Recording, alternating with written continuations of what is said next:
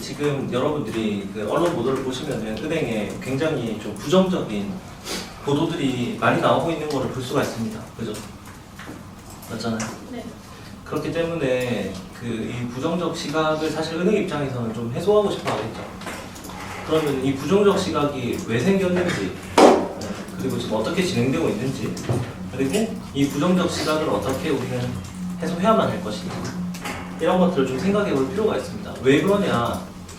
사실 지금 이런 시각들이 실제 현장에서 들어가가지고 일하는 거랑은 사실 뭐 상관이 아예 없다고 볼 수는 없겠지만 사실 그렇게 크지 않거든요. 근데 이게 지금 채용이니까 물어보는 겁니다. 그러니까 이 사람이 이 은행이라는 곳에 또는 뭐 다른 금융기관에 취업을 하기 위해 가지고 입행을 하기 위해 가지고 얼마나 다른 사람과 좀 다른 생각을 좀 더 깊이 있게 했는지, 이런 것들을 살펴보기 위해서 이런 질문은 저는 괜찮다고 생각을 합니다. 그래서 여러분들이 좀 근본을 좀 이해해야 한다고 생각을 하거든요. 근데 이 기사에 그런 근본에 관련된 내용이 좀 많이 나와 있어가지고 좀 얘기를 해보도록 하겠습니다. 사실 이런 타이틀을 볼 때는 좀 안타깝습니다. 아니, 삼성전자는 반도체 만들어서 팔아서 돈 버는 거고, 은행은 이자 장사에서 돈 버는데 이자 장사가 왜 나쁜 건지 사실 저는 잘 모르겠거든요. 맞잖아요. 아니, 빌려갈 때는 그렇게 좀 빌려달라 그래놓고 금리가 뭐 좀 높을 수도 있겠죠. 좀 높을 수도 있는데 그럼 자기가 안 빌리면 되는 것 같거든요. 그래서 좀 이거는 좀 바람직하지 않은 자세다라는 생각이 개인적으로 드는데, 근데 사실 이런 얘기를 하면 안 돼요. 이런 얘기를 하면 안 돼요. 왜냐? 쌍욕 못 씁니다. 이건 지금 제가 사실 은행의 어떤 온전한 입장에 대해 가지고 말씀드린 거고, 아니 사실 저도 뭐 당연히 금융거래를 하니까 은행을 이용하겠죠. 은행 이용하고 있는데 글쎄요, 저는 뭐 이렇게 무리한 수치다라는 생각까지는 딱히 안 들거든요. 네, 무리한 수치라는 생각은 안 들어요. 왜냐하면 사람들은 자기가 알고 있는 어떤 세계관에 따라서 세상을 바라보거든요. 근데 이 사람들은 그런 세계관 자체가 저는 조금 정립되지 못했다라고 하는 게 좀 아쉽다. 그렇다고 제가 이 사람들한테 너희는 완전 핵무지해 이렇게 얘기하려고 하는 건 아닙니다. 네. 사실은 조금 그렇게 생각하는 측면도 있긴 있는데, 이자를 둘러싼 갈등 아닌가요? 이 갈등이 뭐예요? 자, 보세요. 기준금리라는 게 있고, 그죠? 기준금리를 기준으로 해서 플러스 알파가 되는 거죠. 이건 우리는 뭐라고 합니까? 가산금리라고 하죠. 근데 이거는 우리가 손댈 수 없잖아요. 기준금리하고 사실 뭐 은행 입장에서는 뭐 코픽스 정도가 되겠죠. 근데 코픽스는 기준금리가 아닙니다. 은행의 업무의 적용의 기준이 되는 금리지 기준금리가 아닙니다. 기준금리는 지난번에 제가 말씀드린 한국은행에서 정하는 금리고, 요거는 은행의 조달금리라고 생각하면 됩니다. 그럼 여기 가산금리는 여기 코픽스 같은 이 조달금리에다가 더하는 이자인데, 그래서 가산이 된다고 해서 가산금리라고 하고, 영어로는 벌어졌다고 해서 스프레드라고도 얘기를 합니다. 그럼 이 가산금리에는 여러 가지가 섞여 있어요. 어떤 게 섞여 있냐면은 기본적으로 보면, 자, 업무 원가는 뭐예요? 그거는 뭐예요? 직원 급여도 줘야 되고, 광고도 해야 되고, 임차도 해야 되고, 시스템도 운영해야 되고, 그런데 들어가는 걸 말하는 거고, 거기다가 플러스 좀 마진을 더하겠죠. 그렇죠? 그리고 요거 리스크 프리미엄은 뭐겠어요? 이 기업이 만약에 돈을 안 갚으면은 이 돈을 리스크 프리미엄을 막 이렇게 적립해뒀다가 보험의 형식으로 이게 커버를 해야 되겠죠. 하이 리스크 하이 리턴이니까 이 리스크 프리미엄을 받아줬다가 거기서 이걸 가지고 어떻게 한다? 돈을 못 갚으면 그걸 그냥 퉁친다, 그렇게 보시면 될 것 같아요. 그래서 은행 입장에서는 이렇게 한 크게 세 가지 정도로 구성된다고 보면 될 것 같습니다. 여기 이 마진 뭐 이런 걸 놓고 봤었을 때 은행이 예금하고 이제 대출 금리가 있겠죠. 이 차이가 뭐 예대 마진이죠. 근데 이 예대 마진이 전부 다 그냥 이익으로만 구성된 게 아니라니까요. 예대 마진은 이익으로만 구성된 게 아닙니다. 요거는 이제 요렇게 이런 것들이 다 같이 구성된 겁니다. 자, 그럼 보세요. 업무 원가도 올랐죠. 아니, 짜장면 가격하고 볶음밥 가격은 올라도 되는데 이거는 왜 오르면 안 되죠? 그러면 그 자영업 하는 사람도 그거 올리면 안 되지. 지는 다 올려놓고 이거 왜 못 올린다고 하는데요. 다른 그 최저임금부터 인건비는 다 올랐는데, 에너지 가격은 다 올랐는데, 업무 원가가 당연히 올랐잖아요. 그리고 지금 같은 경우 어때요? 가계부채나 아니면 기업부채가 굉장히 많은 상태고, 지금 금리가 오르면서 이자를 조금씩 못 내고 막 이런 사람들도 점점점 증가하고 있잖아요. 자, 그럼 은행 입장에서 이거 위험해요? 아니에요? 위험하죠. 맞아요. 그러면 이것도 리스크 프리미엄도 높아지는 거야, 안 높아지는 거야? 이게 사실 높아진 겁니다. 아시겠죠? 자, 그리고 여기서 마진이라고 했는데 우리는 이제 순이자 마진을 보는데, 이 순이자 마진이라고 하는 거는 지금 은행들마다 사실 1.2%, 작년만 해도 1.2에서 이게 2%, 그리고 뭐 1.5에서 뭐 2% 내외 이 정도로 사실 이 순이자 마진이라고 하는 게 은행이 진짜 직접 마진이라고 볼 수 있는데, 이게 움직인 게 사실상 해봐야 한 0.5% 정도밖에 바뀌지 않았다는 거예요. 이게 팩트입니다. 근데 은행도 이걸 알고 있어요. 근데 이걸 얘기하려다가 약간 쌍욕을 몰고, 그래서 얘기를 안 하는 것 같아요. 자, 그럼 보세요. 누군가가 얘네 마진 갖고 장사를 한다고 했는데 이게 폭증해가지고 은행이 뭐 이익을 벌었다라고 했었을 때, 제가 봤을 때 이거는 한 3가지 정도로 나눠서 봐야 되지 않을까라는 생각이 들어요. 근데 요거는 올랐잖아요. 마진은 그렇다 치고, 근데 그 마진마저도 그렇게까지 크게 차이가 안 난다라는 거죠. 그럼 마진의 추이를 한번 봅시다. 뭐 어렵지 않게. 그러면은 우리 지금 이때하고 요때하고 해봐야 얼마 정도 차이 납니까? 이자 마진이 얼마 차이 납니까? 0.3 정도 차이죠. 0.3이 작으냐라고 하면 뭐 할 말은 없는데, 고객들 은행에 와가지고 0.3% 차이 나면 뭐 난리 나긴 한데, 제가 봤을 때 그렇게 과도하다라고 판단되지는 않거든요. 어떻게 생각하세요? 이게 만약에 그냥 더블 스코어가 됐다 뭐 이러면 제가 죄송합니다 이렇게 얘기하겠죠. 근데 이건 보니까 별로 막 그렇게 미친듯이 뭐 올랐다? 이렇게 보기는 좀 애매하지 않나? 라는 생각이 드는데 어찌 생각하십니까 여러분들은? 제가 볼 때 20% 정도 남짓 올랐던 것 같은데, 20% 오른 게 되게 많을 텐데요. 아니요, 짜장면 가격 20% 넘게 오른 걸로 제가 알고 있는데 어떻습니까? 여러분이 한번 생각해보세요. 제 얘기가 과도한지 여러분이 판단하시라고요. 근데 여러분은 만약에 은행에 만약 입행을 하시게 될 때라고 한다면요, 이걸 만약에 물어보면 당연히 이미 답은 정해져 있죠. 답정은 어쩌고 은행에 유리하게 얘기해야 되겠어요? 아니면은 진짜 언론이 얘기하는 대로 해야 되겠어요? 만약에 언론이 얘기하는 대로 하면은 나 뽑지 말라는 얘기하고 동의어로 생각할 것 같은데 어떻게 생각하세요? 지금 또 보면은 금리가 뭐 어쨌든 설왕설래 하고 있는 상황이긴 하지만, 과거에 봤었을 때 저 순이자 마진의 추이를 더 장기 추이를 보면은 저 정도 추이가 계속 유지되어 왔다라고 보시면 될 것 같습니다. 근데 이렇게 된 거는 아주 초저금리 상태가 지속되다가 금리 자체가 높아지면서 이자에 대한 부담이 높아졌기 때문에 거기에 대한 반발 심리가 발생하지 않았다라고 저는 생각을 해보거든요. 여기서 보면 어떤 일이 벌어졌다는 걸까요? 우리 얘기. 아니, 제가 아무 말도 안 할게요. 여러분이 해석해주세요. 아까 1.96이었거든요.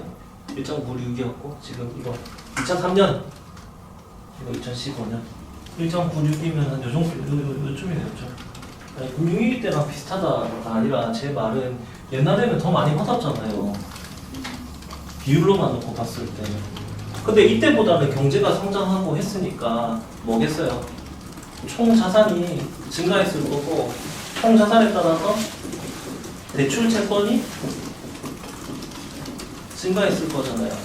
그럼 이 대출 채권 대비해가지고 곱하기 순이자 마진만큼 순수하게 이자 이익이 발생한 거 아니겠습니까? 그러면 사실상 우리가 봤을 때 순이자 마진율은 과거보다 더 떨어졌지만 대출 채권 자체가 더 폭증하면서 이자 이익이 증가한 거죠. 이걸 가지고 적어도 항변을 하실 수는 있어야 될 것 같습니다. 왜냐? 답은 정해져 있어요. 저 사람들이 저걸 원할 테니까. 이것도 물론 제가 은행원의 시각을 반영해서 말씀드린 거긴 한데, 이 수치는 거짓말을 안 하잖아요. 이라고 하는 것들은 공정한 경쟁을 유도하고 담합을 없애는 것입니다. 물론 여기서 이제 은행들이 담합이나 이런 건 했었다고 한다면은 글쎄요.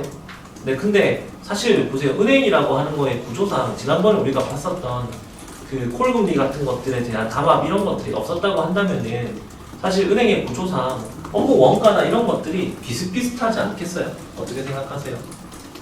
비슷한 규모의 인력을 유지하고 비슷한 수준의 영업점을 유지하고 같은 리스크 관리 기법 같은 것들을 쓰게 된다고 한다면은 비슷한 수치가 좀 은행들마다 약간 차이가 있긴 있겠지만 비슷한 수치를 나타내진 않을까요? 저는 그 차이라고 생각합니다. 여러분들이 이걸 보고 좀 느끼는 바가 있으셨으면 좋겠어요. 다 나쁘다. 뭐 소상공인이 다 나쁘다. 이렇게 그 얘기하려고 한 건 아닙니다. 근데 이렇게 오해를 하면 안 된다. 이렇게 말씀드린 거고 사실 이게 경제가 좋고 이렇게 되면 이런 분쟁이 안 발생할 것 같아요. 근데 이해는 돼요. 왜냐? 안 그래도 나는 중소기업이고 소상공인이고 너무 힘들어 죽겠는데 이제 저런 식으로 돈잔치 한다고 하니까 사실 좀 화가 나죠? 네. 근데 이거는 이제 감성적인 어떤 영역의 측면인 거고 이성적인 측면으로 바라보게 된다면 은행이 그렇게 죽을 죄를 지었냐라고 한다면 아닙니다. 그럼 은행 입장에서는 보세요. 여기서 이렇게 앞으로 리스크가 크게 발생한다고 하면 어때요? 은행 입장에서 리스크가 커지면 부담스러워요. 왜냐? 향후에 금리가 더 높아지게 된다고 하면은 이거는 이자만 못 받는 게 아니라 원금까지도 다 자체를 못 받게 되잖아요. 그죠? 그렇기 때문에 은행 입장에서 상당히 부담스러운 측면이 있습니다. 근데 이게 모두 다는 아닙니다. 지금 외국인들이 미리 사가지고 배당을 뭐 받고 심지어 신한은행 같은 경우, 신한금융 같은 경우는 뭐 중간 배당을 실시하고 이렇게 해서 뭐 외국인들이 많이 챙겨가고 뭐 이런 어떤 비판 이렇게 복합적으로 막 얽혀져 있긴 한데 본질은 그렇다 이렇게 제가 생각을 합니다. 그리고 이 뒤에 이제 기사를 조금 더 보게 되면 여러분들이 꼭 아셔야 되는 부분들이 있어서 조금 더 보겠습니다. 이 기사를 보셨을 텐데 한국경제신문에 나와 있는데 자 은행 대출 44%가 중소기업 대상이고 자영업자를 포함한 가계대출이 49%인 만큼 그 두 개 합치면 어때요? 93%죠. 대기업 대출 같은 경우는 중견 이상 대출은 약 7%밖에 안 됩니다. 제가 은행에서 대출이 그렇게 많지 않다고 말씀드렸죠. 대기업들이. 맞아 안 맞아요? 왜 그렇죠? 왜 그랬다고 말씀드렸습니까? 대기업은 채권 대기업은 자체 신용으로 채권을 발행하기 때문에 그렇습니다. 이게 더 유리하기 때문에 그렇습니다. 그러니까 예를 들어 제가 만약에 채권을 발행하면 아무도 안 사주겠죠. 안 사겠지만 삼성전자가 채권 발행한다고 하면 어때요? 살 것 같죠. 그러니까 사실 중소기업들의 비중하고 가계대출 비중이 높다 이제 이걸 볼 수가 있고 금융당국의 예대금리차 가이드라인을 마련하라고 요구했다. 오 이게 무슨 말인지 알아요? 이게 무슨 말이냐면 삼성전자 이익률을 정해주겠다는 거예요. 삼성전자 이익률 제드래곤 형님한테 너 이만큼만 벌어. 너 돈 많잖아. 자유주의 정부 맞습니까? 여러분의 그 급여를 정해주겠다라고 하는데 어떻게 생각하세요? 시장에 의해서 연봉이 자유롭게 결정되지 않고 이거는 좀 위험한 발상인 것 같습니다. 뭐 이렇게 또 상생을 하라고 요구하고 있습니다. 자, 그 다음에 이 부분 한번 잘 보세요. 86%가 담보나 보증서가 있는 안전한 담보 대출인데 경제가 어려워지면 은행권이 중기 대출부터 회수에 비올 때 우산을 뺏는 형태가 반복되고 있다고 지적했다. 자, 저 사람들은 이렇게 주장하고 있습니다. 자, 보세요. 제가 말씀드린 대로 자료가 제시가 될 겁니다. 자, 보세요. 제가 이렇게 말했는데 안 나온 거 있어요? 한번 얘기해 보세요. 근데 보세요. 제가 이 얘기를 안 듣고 여러분들이 이 자료를 봤다고 한번 생각해 보세요. 기분이 어떨지. 뭔가 설득당할 것 같죠? 보니까. 아니 100% 중에 86%가 담보나 보증서가 있으니까 안전하지 않냐라고 주장하고 있잖아요. 근데 언뜻 보면 86%나 되네? 높네? 이렇게 생각할 수 있어요? 없어요? 있죠. 근데 이거는 그러니까 이 금융업을 모르는 사람이 자꾸 이런 소리를 하니까 근데 이제 이 사람들이 어떤 비난을 받을 어떤 우려 때문에 이런 거를 항변을 안 하는 것 같아요. 사실 은행이 바보입니까? 이걸 모르지 않을 거라는 거죠. 근데 지금 약간 몸살이고 있는 것 같은 그런 느낌. 왜냐면 정부 입장에서도 워낙 원성이 심하니까 이제 이거를 정부한테 오는 그 원성을 사실 은행 쪽으로 살짝 이렇게 돌려야지 정부 입장에서 좀 이렇게 괜찮을 거 아니에요. 약간 정의의 사도 코스프레도 좀 하고 그렇잖아요. 많다 이렇게 할 수 있는데 그렇지도 않습니다. 자, 왜 그런지 한번 볼게요. 보증서부터 한번 살펴보겠습니다. 자, 우리는 이거를 뭐 신용보증서라고 하죠. 자, 신용보증서는 어디서 발행합니까? 자, 근데 이 신용보증서가 완벽하지 않다. 왜 완벽하지 않냐면 첫 번째, 이 보증서는 이 100% 보증이 아니다. 100% 보증이 아닙니다. 100% 보증도 잘 없고 그 다음에 이 보증 비율을 살펴보면 되겠죠. 나중에는 보증 비율이 낮아지면 뭐 80%이 정도까지 내려가거든요. 그러면 은행이 노출된 익스포저가 얼마입니까? 20%가 되죠. 20% 같은 경우는 디폴트가 발생했을 때 이 정책보증기관에서 이 기업이 파산했었을 때 이거를 대신 갚아주는 거를 대의변제라고 하거든요. 근데 이거는 80%만 보증 비율이기 때문에 80%만 갚아주지 나머지 20% 같은 경우는 그냥 I don't care. 그럼 이거는 보세요. 80%를 하더라도 20% 규모가 이게 작은 게 아닙니다. 왜 작지 않냐? 규모가 크잖아요. 100조에 20%면 20조입니다. 근데 보증 비율은 달라질 수 있습니다. 이거는 여러분의 어떤 이해를 돕기 위해 가지고 제가 이렇게 말씀드린 거일 뿐입니다. 아시겠죠? 자, 그 다음에 두 번째. 이렇게 디폴트가 발생했을 때 이 적법 절차를 거쳐서 회수를 해야 됩니다. 가령 예를 들어서 경매 같은 걸 해야 되고 이렇게 되면은 그 시간이 많이 걸려요. 근데 이 시간마저도 뭐가 생깁니까? 기회비용이 발생하게 되는 거죠. 이런 관점에서 봤을 때 방금 했었던 이 주장은 완벽하게 들어맞는 주장이라고 할 수 있어요? 없어요? 없어요. 없죠? 자, 그 다음에 담보 이 부분 한번 더 봅시다. 근데 이 담보 같은 경우도 보세요. 은행이 담보가 예를 들어서 아파트가 10억짜리가 있다고 칩시다. 근데 은행이 이 담보를 갖다가 전부 다 돈을 10억짜리 아파트를 시세가 KB 시세가 10억 나온 거를 10억을 다 절대 안 빌려줍니다. 그 담보 인정 비율이 있어요. 자, 이게 70%다. 그럼 이제 어떻게 합니까? LTV가 70이죠. 70%죠. 그러면 7억까지만 대출해 줍니다. DSR이 된다는 가정하에 소득이 어느 정도 원리금을 낼 만큼 그 소득이 받쳐준다는 가정하에 7억을 풀로 대출 받았어요. 근데 요새 보니까 어때요? 요새 막 신문기사 보거나 유튜브 같은 거 보면은 아파트 가격 막 반띵됐다 이런 거 많이 나와요, 안 나와요? 자, 그러면 10억짜리 아파트가 10억이 아니라 5억이 됐어요. 근데 그러다가 얘가 만약에 대출을 못 갚았어. 그럼 은행 입장에서는 이 집이 경매에서 때리면 유찰될 수도 있어요. 유찰된다고 하면은 이게 뭐냐면은 사줄 사람이 없으면 가격이 계속 떨어지거든요. 그러면은 이게 아파트가 매물로 많이 나오기 시작하잖아요. 그러면 가격이 더 떨어지겠죠. 살 사람이 없으니까. 수요 공급이 만나야지 균형점 가격이 생기잖아요. 근데 계속 떨어지는 거지 가격이. 그러면 이게 뭐 가령 예를 들어 4억이 될 수도 있는 거예요. 자, 그럼 은행 입장에서는 7억 빌려줬는데 이게 경매에서 계속 유찰이 돼서 4억이 된 거예요. 그러면 은행은 얼만큼 손익이 생깁니까? 은행 입장에서는 마이너스 3억이 생기는 거죠. 자, 근데 이런 집들이 이 한 집이면 모르겠어요. 근데 이런 집들이 10만 호면 어때요? 이런 집들이 10,000 호면 어때요? 좀 후달리지 않습니까? 근데 아파트 이렇게 대출받은 사람 몇 명이 해요? 전국 개 많을 것 같은데. 그럼 보세요. 지금 이 시기에 봤었을 때 이렇게 담보를 있다라고 해서 대출받은 게 무조건 안전하다고 할 수 있어요, 없어요? 자, 그러면 마이너스 여기 3억 된 거는 누가 책임집니까? 이거 뭐 보증서가 있어요, 없어요? 없죠? 그럼 마이너스 3억은 온전히 누구 책임? 은행 책임이죠. 나중에 이 사람 돈 묶어보면 배째라 이럴 거 아니에요. 근데 그럼 은행이 이거 후달려요, 안 후달려요? 후달리죠. 그러면 은행 입장에서 어때요? 그것 때문에 리스크 프리미엄 올라가는 거야, 안 올라가는 거야? 아니, 좋을 때는 자기 돈이고 안 좋고 힘들 때는 은행 보고 다 책임지라고 하니 은행 입장에서는 DNA에 돈을 안 갚는 사람 때문에 이런 거를 받아놔야 되겠다라고 생각을 하겠어요, 안 하죠? 이게 진짜 참 이게 이율배반적인 게 그 양반 갖다 놓고 이 역할 하라고 하면 더 했으면 더 했지 덜 하지 않을 거예요. 사장님 어떻게 할 거예요? 아, 이 불쌍한 그 중생들을 위해 가지고 우리가 그냥 포용적 금융을 위해 가지고 그냥 다 해줘야 된다 이렇게 할 거예요? 네? 내가 마이너스 3억 될 수도 있는데 될지 안 될지 저는 몰라요. 근데 그럴 리스크가 지금 충분히 커지고 있다라고 하는 거는 부인할 수 없는 사실이잖아요. 왜? 부동산 경기가 많이 하락했으니까. 네? 국민은행 이런 데 어떻게 했어요? 후달리지 않겠어요? 그리고 그러면 이런 어떤 대출 금액들을 많이 지급했다고 하면 어떻게 되겠어요? 이 사람들도 노동을 많이 한 거잖아요.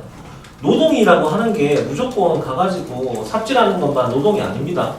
지적 노동도 노동이고 정신 노동도 노동이고 사람을 대면해가지고 하는 것도 다 노동에 해당하는 겁니다. 무슨 말인지 아시겠죠? 노동의 형태가 달랐을 뿐입니다. 근데 이게 노동이라고 하는 게 사실 이게 똑같이 우리가 형태는 다르지만 노동을 했으면 똑같이 대접을 받아야 된다라고 하는 건 공산주의입니다. 여러분들이 지금 만약에 똑같이 노동을 했기 때문에 다른 형태의 노동을 하는 사람과 돈을 똑같이 받아야 된다 이렇게 할 거면 여러분 여기 있으면 안 됩니다. 근데 만약에 내가 더 열심히 했는데 거기에 대한 어떤 보상을 더 추가로 주지 않는다고 한다면 아무도 열심히 안 할 겁니다. 아까 저런 중소기업 유관 단체들에서 저렇게 하는 어떤 이야기들도 아예 쌩깔 건 아니지만 그렇다고 해서 저 사람들이 하는 주장이 모두 다 맞다고 해서도 저는 안 된다고 생각을 합니다. 원인에 대한 분석이고 이렇게 하시고 그럼 어떻게 해야 된다라고 하는 솔루션은 결국은 우리가 사회적 책임, 사회적 공헌, 지속가능 경영, 그 다음에 이해관계자들 모두 이롭게 하려고 노력하고 있다는 모습을 보여줘야 된다. 이렇게 하셔야죠. 근데 그거는 지난번에 우리가 ESG 경영으로서 말씀을 드렸었죠. 맞아, 안 맞아요? 그러니까 그 두 가지를 내가 다 수업을 듣고 이해했었다고 한다면은 생각을 해보는 거예요. 원인을 이렇게 분석했으니 이걸 가지고 이렇게 붙여서 얘기를 하면 되겠다. 제가 이렇게 말씀드렸잖아요. 그림은 최종적으로 어떻게 된다? 아름다워야 된다. 그 다음에 은행의 ESG 경영과 그 다음에 은행이 어떤 식으로 리스크를 갖고 있고 어떻게 돈을 버는지를 이해하고 있다는 거를 이 질문 하나로 모두 다 알 수 있을 것 같은데 어떻게 생각하세요? 이거 모르고 얘기할 수 있어요? 이거 많이 들어가 있잖아요. 지금 담보대출이 어떻게 돼 있고 중소기업 대출이 어떻게 되고 있고 어떤 리스크가 있고 어디서 이익이 발생하고 이거 다 지금 여기서 나온 거잖아요.